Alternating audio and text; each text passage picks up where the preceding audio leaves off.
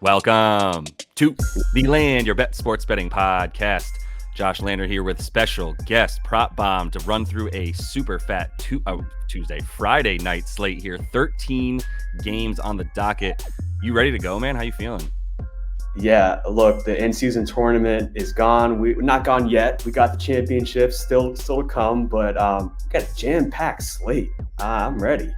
Yeah. We don't really need to waste much time talking about it because we know there's actually all 11 teams playing again from Wednesday, and then 2 more games because of those quarterfinal losers in the in-season tournament that are now facing each other, like the Knicks there taking on the Celtics in the East. But I'm going with Booker in this game against the Kings, and look, man, I was immediately looking at, once KD was pretty much ruled out for this game, and obviously Beal's still out. That's a really sad story for right now, but with Book playing without any of those guys, and this is, him in this situation maybe at a different time where like there were other sort of supporting players around them that were able to sort of fill in and not be Bradley Beal at this point, who's not even available, then maybe you think like, okay, assists and things like that, they'll be a little bit more available. I just don't like his supporting cast for one tonight.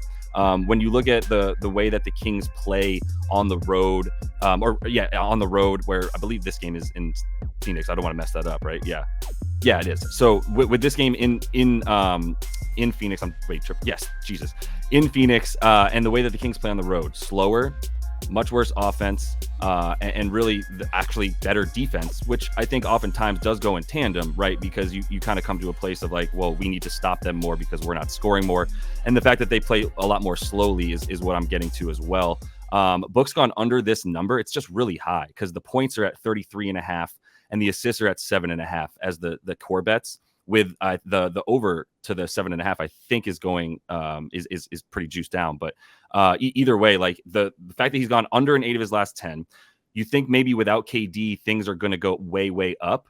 But even the potential assists don't like skyrocket for him in any way. Like they go up like 2.5, and he averages like 0.8 more assists per game without KD out there, right? And as I said, in a number of those matchups, 4 of them, that was also with a different supporting cast than no Brad Beal and no everybody else that's not on the floor for him. So the places that Sack is going to be most vulnerable is going to be down low. I do like Nurk in this matchup with Sabonis a little bit more.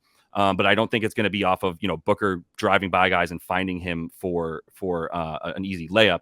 I think Nurk is going to do a little bit more damage in different ways, getting the ball and doing his thing in the post rather than needing easy dimes. So without the potential assists and with the fact that like 33.5 points is just, it's too much when the entire defense is going to be focused on him. Mike Brown is a good defensive coach, and this team's got a 111 defensive rating on the road right now. So I feel pretty good about fading Booker in this one. So that's very interesting. I think this could be the first game this season that Devin Booker is solo without Kevin Durant. Normally, earlier on in the season, it's KD who's the one that's solo. Right. So I think this is a situation where the Bucks just haven't really seen too much footage, with Booker and his new teammates to really set an accurate line. And you pretty much said it right. I think there's just going to be a lot of defensive attention on him. The Sacramento Kings I'd say they're more of a rim funnel team on defense, like what you were just saying. Like I think I was just looking at dunks and threes, 6th fewest 3-point frequency. So you have to, like, when you're betting assists, you have to think, is his teammates going to hit the shots? You opened my eyes on this one. I wasn't even looking at this coming into the show, but I dig it. Yeah, it's a high number, and it's also a number that books don't know where to set right now. Exactly. Yeah, try to take advantage of that. So let's go to a little bit more fun. Maybe we'll just start talking about a little bit over, because I know that's what everybody enjoys a bit more. This one is Franz Wagner. It's a nice little 2-leg. Franz Wagner and Paolo Banchero to both score 20+ points. Now, both their lines right now originally, if you want to take them straight up, are actually juiced on the over 23.5 each. And that is solely because Jalen Suggs is out tonight.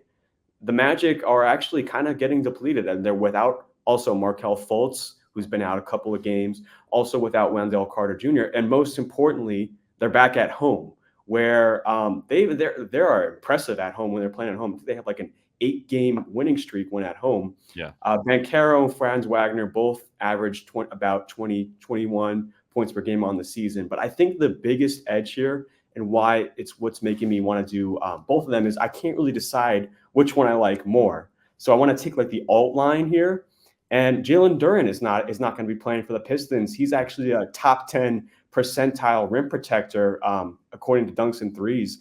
They're going to be trotting out Isaiah Stewart out there, and coming off the bench, you got James Wiseman or like Marvin Bagley.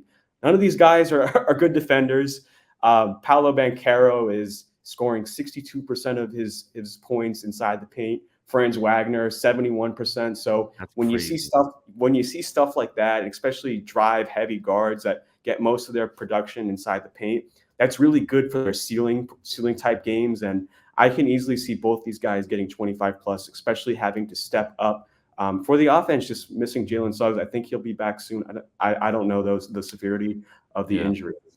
Yeah, I don't either. And I'm definitely watching it because I think both of us have used Jalen Suggs as a defender and a reason to take an under on his opponents, because we've both been like, yo, this dude is like all defense at this point. Like he's like treading on that, let's call it third team defense. Look, and the game could be closer without him, and this way both these guys can see fuller minutes. Right. And he has been doing better on offense, or at least getting a higher volume of usage because he's on the floor so much, because he's so good at defense. Without him there, I love both of these guys. I love where they're scoring, because that is a thing. Sometimes people are starting to think of Franz. He's a 6'10" shooting guard because he can't shoot. But he's also a 6'10" shooting guard, which means he's going to have the mismatch down low. Once he gets driving into the lane, there's few guys that are probably guarding him out on the 3-point line that can hang with him once he gets close to the basket. So both of these guys, I love in this situation without Duren, with the turnstiles that will be at power forward and center for the Pistons in this one. And then the other thing I was going to look at, which is not available yet because of all the guards that are out that you mentioned, is Cole Anthony. Like Cole Anthony's going to get his. His props aren't up yet, but like if he's at like 11.5, 12.5 points, sign me up for an over and like maybe a little ladder to 15 to the point, because of like him being the best scoring guard, for pretty much the only scoring guard for them at this point. Anthony Black needs a little bit more time to get there right now, right? So Josh, that team, just in general, they have a lot of low usage players. You said Anthony Black, Gary Harris, Joe Ingles. None of these guys, most of these guys are more so role players. Totally. And then you're kind of just left with Franz, Paolo, and then Cole Anthony, and then another guy that I kind of like, if you want me to talk about it. So the line isn't out yet. Just to keep an eye out on him. It's Moritz Wagner, the guy who infamously said, "I don't care about your bets. Don't bet on me." If you've seen that video. Yes. He seems to play well when he's at home. Look, I mean, him and Joe Ingles off the bench, they have a nice little 1-2 punch together. Again, I'm just targeting the points in the paint here. If we can get a nice line from Moritz Wagner, I'm thinking 11.5 or 12.5. I love the over. He's averaging 15 points per game in Orlando in November. He's gone over 12 plus in 6 of the 9 games. So just be aware of that line if he comes out. Yep. Yeah, we're both saying look at Moritz, and I'm also looking at Cole, like we said, to wait for those lines to both come out. But yeah, I mean, the Magic score so many points at home right now, man. And even on the road against the Cavs, they scored 120, it was 111, I think. I can't remember. No, yeah, I think the final score was like 131-21. They're still scoring a lot of points either way that's in that game, right? Yeah. So, but coming back home, they're just freaking like a top 5 offensive team apparently at home. I mean, they gave it to the Celtics at home even, right? So yeah, I'm with you on that. I'm gonna go to an over as well. It always feels chalky to bring up one of the best scorers in the league and be like, he's got to go over on his points. But guess what? He is going to go over on his points because they're playing at home against the Dubs. And, rather than just come out here and be like, hey, he does this all the time and he does it against the Dubs, and he gets free throws against a team that's bad at limiting free throws historically. He gets turnovers and points off of turnovers against a team that gives up a ton of, like, all of that stuff is true. My favorite thing that I'm looking at with Shai is ISO ball. And the thought spawned in me a little bit watching the Dubs play the Blazers and going, they can't stop Shaedon Sharpe from getting to the basket. They have no one-on-one defense anywhere on the floor. Like it used to be that peak Klay Thompson was able to guard dudes 6'5" and shorter that were quicker than him because he's 6'7" with a long wingspan, but he ain't moving his feet well enough to even guard Shai. Like Steph was the one who kept getting switched on to Shai, and they couldn't do anything about it when I was sitting courtside, by the way, watching that game. Yeah, that was really fun. And watching Shy cook Steph, that's when he made that little I don't know if you saw Shy put out on his channels like a little reel of He has himself. those on Instagram Yeah, captions. I know exactly. what you're talking about. Yeah, housing, just taking Steph and making him look silly. And so the ISO stuff, like he might be the best ISO player in the league. He does it the sixth most frequently. He's the most likely to score. He has the number one scoring frequency off of his ISOs. He's got like the third most points per possession, right? Like it's he, Luka, Jason Tatum. If you any one of those guys you want to say best one-on-one player, fine. Either way, like he's in there. And this and Cam, don't forget Cam. Yeah. Cam the cooker, dude. But yeah, all those dudes. Honestly, Cam's in there like the fifth most frequent. He actually does it ISOs more than Shy, which is crazy to think about as like coming off the bench player. But either way, like we've seen Golden State, like I said, Shaedon Sharp just cooking them made me go, how bad are they for real? And defending ISO ball, they're bottom 5 in everything in terms of how often you can score against them, how often people are doing it against them. Andrew Wiggins is a shell of himself. You think at one point in time they might put him on SGA, but look, there's going to be a lot of points in this game. The Thunder are playing at like 102.5 pace on their home floor, going over way more when they're in their own building. And so, yeah, I think Shy is good for 30.5. If you wanted to do a little ladder, this is where you can score on the dubs from. They give up the fifth most points of point guards. Everything just is a great matchup. Shy would have like the only times he hasn't done this were in Golden State, and he shot 6 for 21 and 6 for 16. So if we lose this bet because Shy is unable to get to the line 8 times like he normally does, and he's shooting 22% from the field, then you take it. But it's definitely a good setting ourselves up for success with this one. Yeah, I was hoping that you'd mention this guy, but they're without Gary Payton, the Golden State Warriors. They're really missing his on-ball defense. Kerr normally plays him off the bench, and then he closes with him over guys like Andrew Wiggins if the shot isn't falling. And if you don't have, especially Gary Payton out there, that's just one less defender that is capable of stopping SGA. I actually played De'Aaron Fox against the Warriors. He had 29 points, but he also missed 8 free throws. So he had the upside. So I like it. SGA is just Mr. Consistent, Totally. All right, let's move over to a pick here that we're calling a lean, but I think we're getting closer to feeling like betting this, right? Yeah, the more and more I'm looking at it, the more I love it. The only thing why I think it's a lean, though, is just because I can't figure out as of right now the path I want to go, whether it's the points per game or whether it's the points or the PRA. But I love both. Honestly, you could probably play both for a unit. And that's going to be Pascal Siakam over 22.5 points or over 34.5. I just think in general with him, yes, he's under this number season average.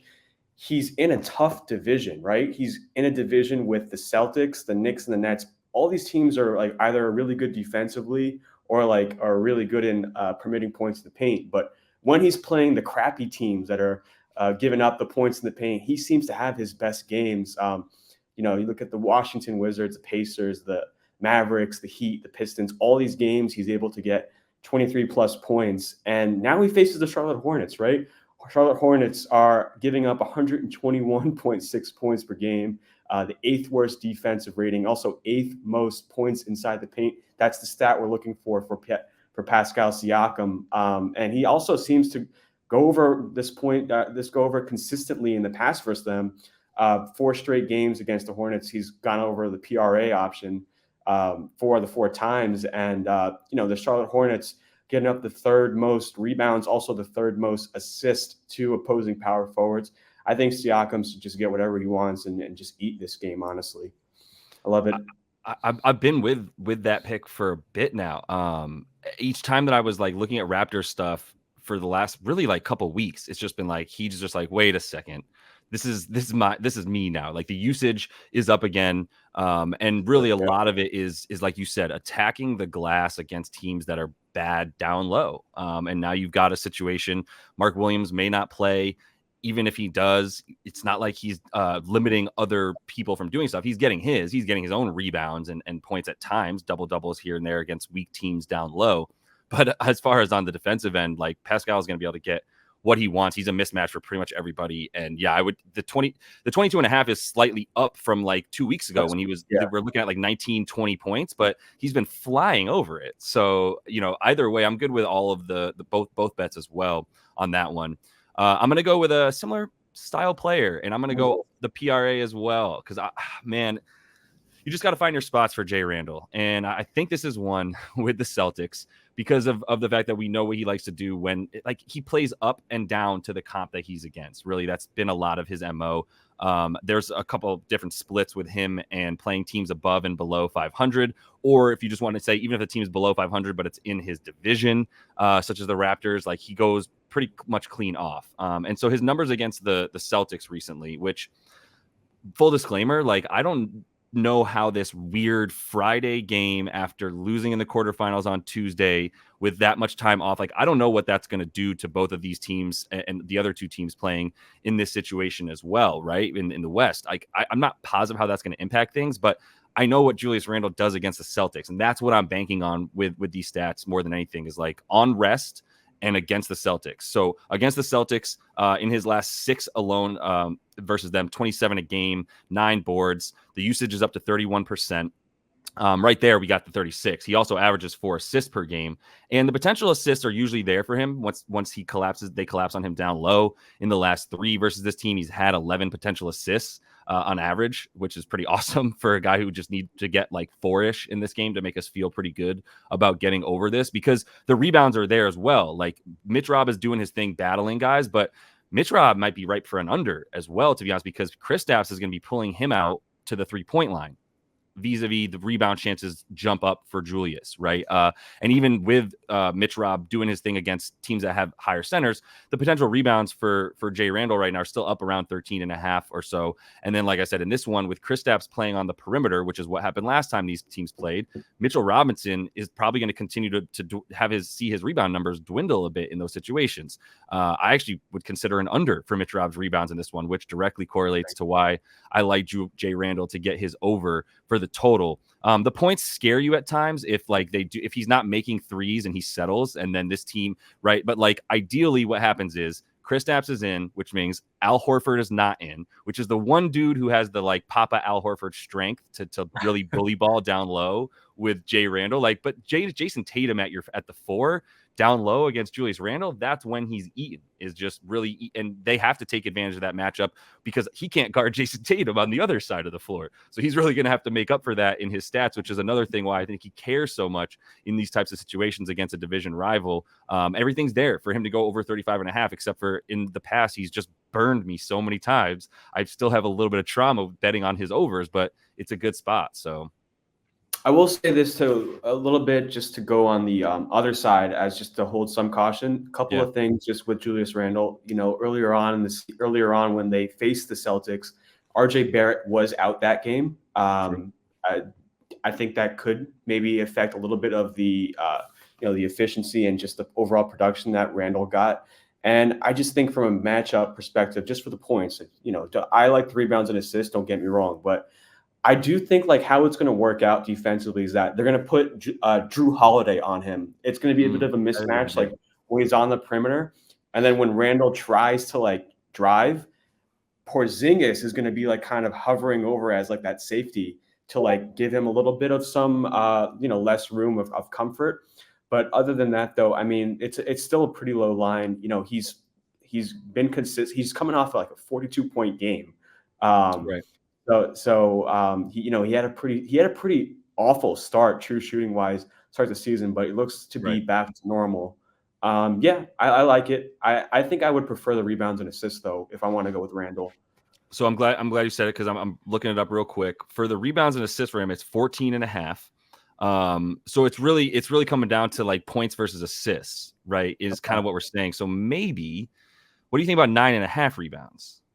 I like that. Yeah, because when I was listening to your analysis, Josh, like you actually emphasized the rebounds the most out of the 3. Yeah, and then really what we're saying is like, is he going to go down low and post up Tatum so they don't have the chance to double him up high?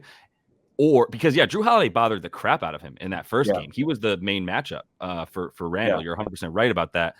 And I'm hoping that Randall learned his lesson enough, like he did in the next game, to like go down low and just bang bodies with Tatum. If that's the case, they're not going to put Drew on him. Yeah, right. If that's the case, they won't. And then, but now we're in more of a 50-50 spot with the assists versus the points. Those take away from each other. let's just call it a rebound, maybe a little double in there for Jay Randall, something like that, and go that route, as opposed to the PRA. But there's a couple ways to play this. So that's why, dude, that's why we have the show. So we can talk about this stuff, hash it out. I don't, it's not always like, yes. Like we got to have stuff like this. It's a lot. Exactly. And you called it out. You were like, dude, you just keep talking about how much you love the rebounds. And I was like, okay, well then why am I not just going with the rebounds? So that makes perfect sense. Let's get to your final lean here before we take off. Cause first of all, love this player and I love this bet. So let's talk about, it's not out yet though, right? For Caleb Martin. No, this is something that I'm eyeing on as you see. He had 15 rebound chances last game. He had 12 actual rebounds. What's going on in Miami right now? Bam Adebayo is out. Haywood Highsmith is also confirmed out, which is going to lock him into the starting lineup. And then you got like the surrounding guys around him in the starting lineup. Duncan Robinson doesn't really rebound the ball too much. Larry, I guess he does, but he doesn't.